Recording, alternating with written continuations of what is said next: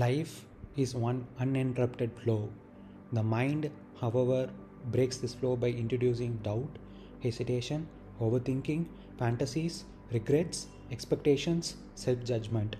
This creates an inner civil war, a war with no opponent, a war fought in an empty room. Life does not stop, breath does not pass, the body does not debate, only the mind interrupts. Life is a single movement, like a river. No gaps, no commentary. Events arise, dissolve, and move on. But the mind refuses to move with it. The mind says, wait, what does this mean? What if I choose wrong? Why did I do that yesterday? What if this fails? How do I look right now? That pause is not intelligence, it is fear wearing language.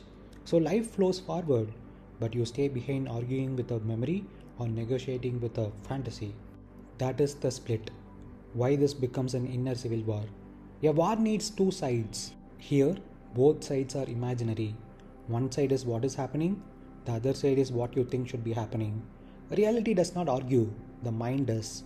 So the mind fights the past, which cannot be corrected, the future, which does not exist, the self image, which is fragile, the outcome, which is not controllable.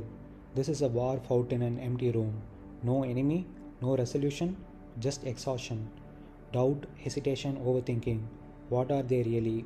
They are not problems, they are attempts to delay exposure. Exposure to uncertainty, failure, discomfort, being seen without armor, acting without guarantee. The mind says, if I think more, I can avoid pain. It is lying. Thinking does not prevent pain, it only postpones living. Life does not require certainty to move. A tiger does not hesitate. A river does not reflect. A heart does not overanalyze its next beat. Action comes first, clarity comes after.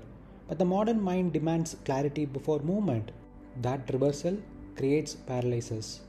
This is not a method, not a practice, not discipline, just seeing. Seeing that thought is not you. Hesitation is not wisdom.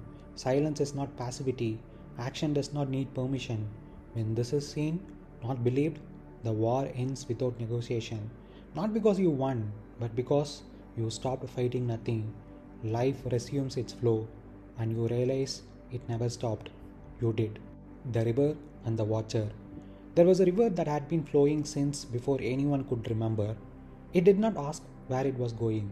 It did not pause to check its speed. It did not replay yesterday's bends or rehearse tomorrow's turns. It simply moved. Fish swam, leaves drifted, stones rested.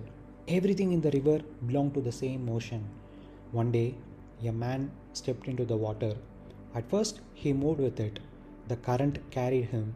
His body adjusted. Breath happened on its own. Then a thought appeared. Am I flowing correctly? The river did not answer. Another thought came. What if I drown? His legs stiffened. He remembered yesterday's stumble on a rock. He imagined tomorrow's waterfall. He judged the way his arms moved.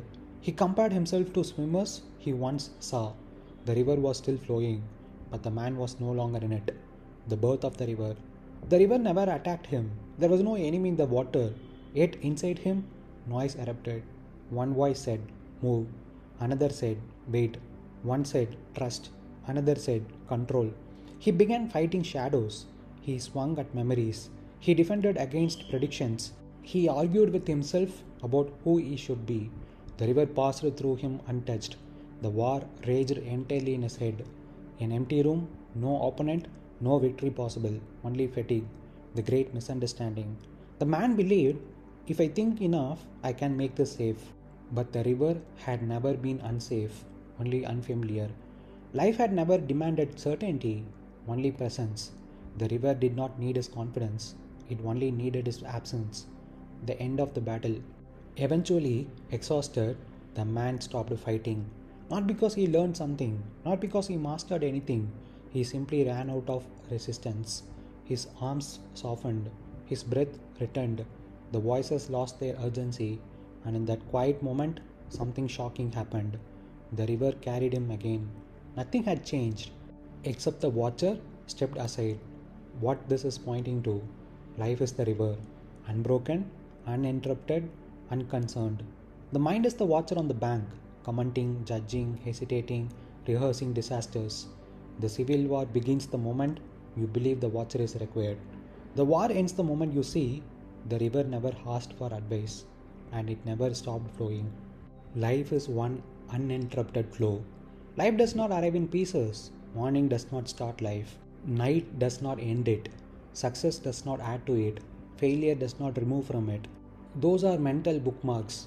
Life itself has no chapters. Breath moves to breath. Moment leans into moment. One action dissolves into the next without pause. There is no gap where certainty is required. No checkpoint where clarity must appear. No pause button where meaning is decided. The idea that I should stop and figure this out is not part of life's movement. It is a commentary added later. The river does not know it is a river. It flows anyway.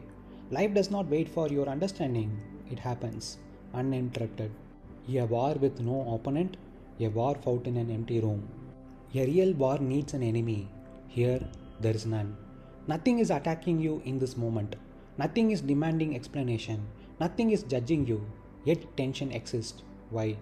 Because the mind creates two sides where there is only one reality. One side says, this should be different. I should be better. This should have worked. I must not fail. The other side is simply, what is happening? Reality does not argue back. Punches are thrown at memories, images, expectations, identities, imagined futures. The room is empty. No enemy enters. No referee arrives. No victory is possible. The body carries the wounds anyway. The quiet implication. When you see there is no opponent, effort collapses. Not because you gave up, but because there was never a fight to win. Life resumes its flow the moment the imaginary war is no longer believed. Not controlled, not improved, just allowed. And it was always doing that. So, life never asked to be managed. It only asked to be lived. The interruption was never outside. It was the belief that something needed to be corrected, fixed, or defended. The war ends not through effort, discipline, or insight, but through seeing that there was no opponent. When that is seen, thought loses its urgency, control loses its grip, and life returns to its natural movement. Not as an achievement, but as peace earned, but as what was always here before the noise began.